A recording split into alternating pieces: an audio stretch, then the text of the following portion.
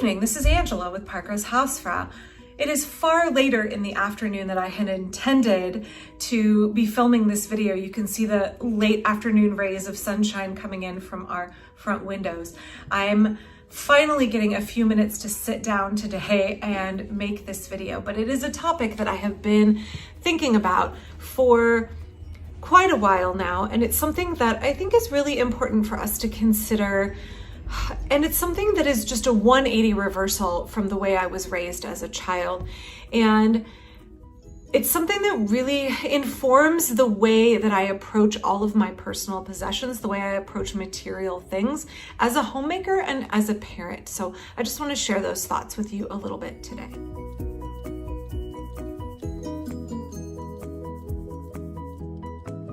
So I grew up in a household that was immaculate. I like to tell folks it felt like I was living in a museum. Everything was expensive and breakable, and I wasn't allowed to touch anything.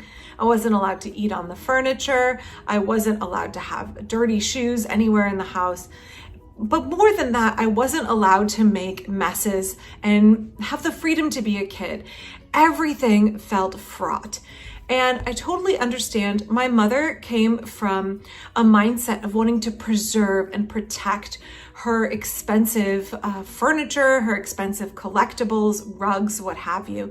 And so she really was cautious of us getting anything dirty or messing anything up. And for me as a child, that meant that I had a 2 foot by 3 foot wooden panel, and that was my craft board. And that was the amount of square footage I had on which to make a mess. So I had to keep my toys contained in my room, but any crafting or anything messy had to be done on this wooden board that I could sit on the kitchen table or on the sidewalk outside or on the kitchen floor where there was no carpet. And for me as a kid, that was so constraining. I get it. My parents wanted me to have the freedom to kind of experiment with crafting and things like that, but I felt so constrained having to do it in this tiny space.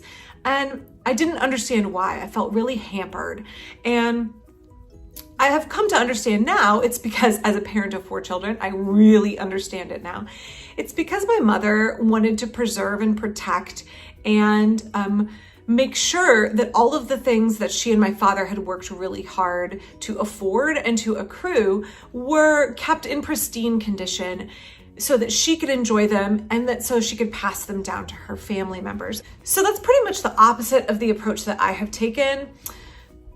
Virtually all of our furniture is from the thrift store, and our clothes are all either from the thrift store or hand-me-downs.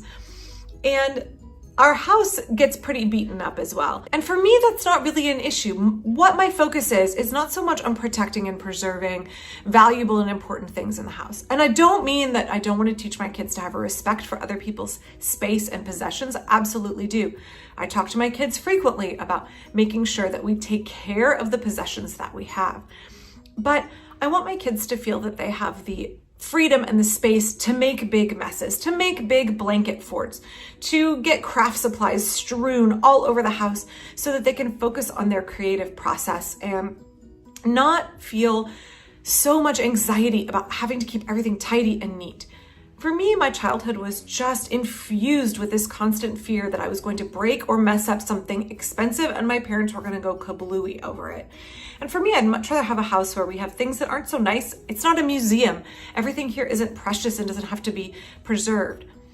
But even one step more than that, the things that we have, I don't want them to be destroyed. I don't want my kids to feel that they can just disrespect everything in the home, but I want the things that we have to be used and enjoyed. And if they get used up, if they get worn out, if accidents happen, that's not the end of the world. I think that that is such a different perspective from saying the important thing is preserving the heirlooms to be handed down versus the important thing is to preserve and foster a creative and free and expressive childhood. And I think even as my kids are getting older, they're now 19 down to Georgia's going to be 11 this year. I think as my kids are getting older and there's less of the kind of toddler, young child, inadvertent destruction, and kids have a better understanding of how to care for possessions. And as I'm starting to have some of my parents' possessions handed down to me, I still think that my approach is not to keep everything boxed up and preserved and never used, or have it tucked away in a cabinet. It's been interesting to me since my mother passed away, the amount of really beautiful, breakable and expensive things she had wrapped in archival paper, put in archival boxes, put in bubble wrap and padded and stored away, things I didn't even know that my parents owned, things that I might have vague memories of them coming out on super special occasions.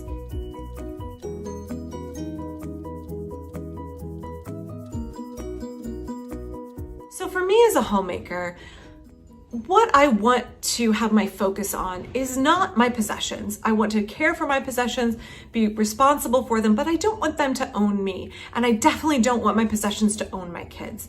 I want my children to take ownership of everything in the household, including cleaning, caring for things. George just finished vacuuming the Oriental rugs. For me, my primary focus is on providing a welcoming, safe, loving household for my family. And that means that sometimes things get worn out and they get broken. I don't want to give my kids anxiety. I don't want to give myself anxiety over needing to preserve and protect everything in its, absolute perfect state. I'm going to have us walk on the rugs and open the cabinets and use the things that are in our house. Use the fine china every day. Why would I have the fine china put away in a cabinet only to use it once a year? For me, I would much rather enjoy those dishes every day. And if a piece or two gets broken, that's better than having it sit in a cabinet and never enjoy it in the first place. So I'm going to be taking home from my dad's house this set of blue and white china that my mother gave me. And that's my intention. My mom used it once a year. I'm going to use it all the time. I want to enjoy it. I want to honor her memory. I want my kids to enjoy using beautiful things. And if they wear out, if they get used up, and if accidents happen, it is not the end of the world.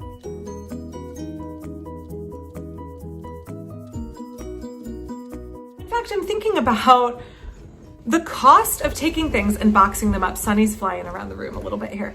The cost of taking things and boxing them up and preserving them for future generations can come back to bite you in the butt.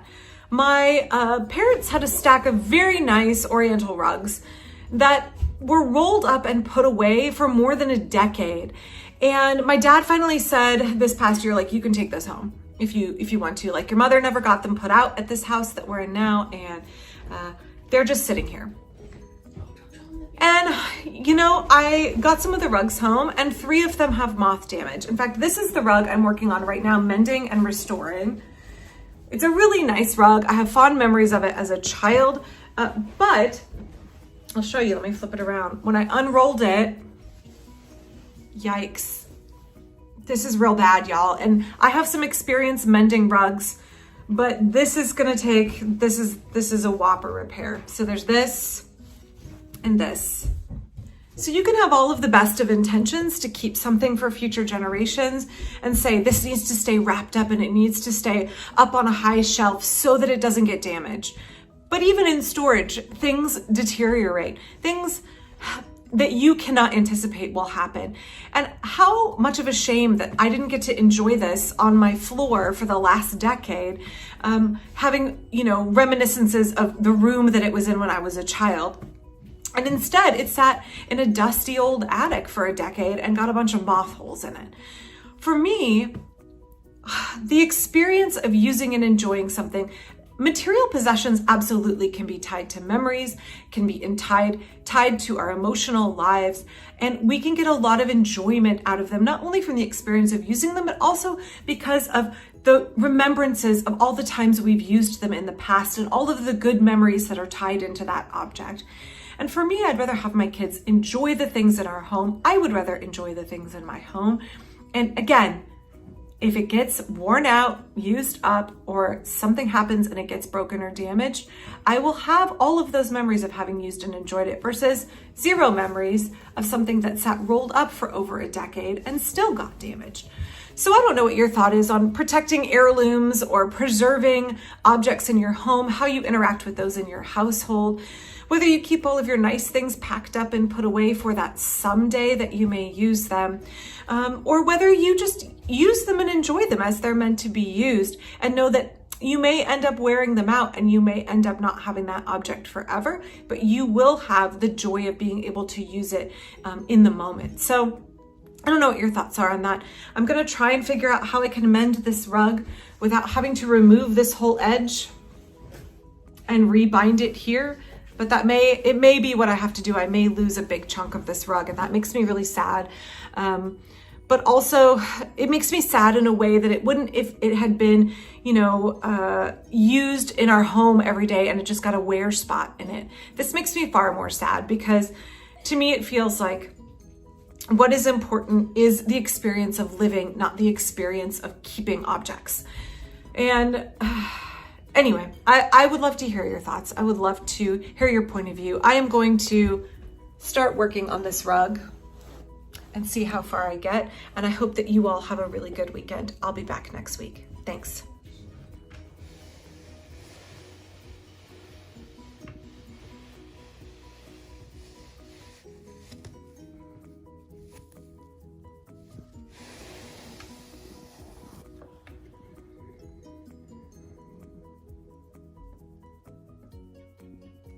I want to film all of that again.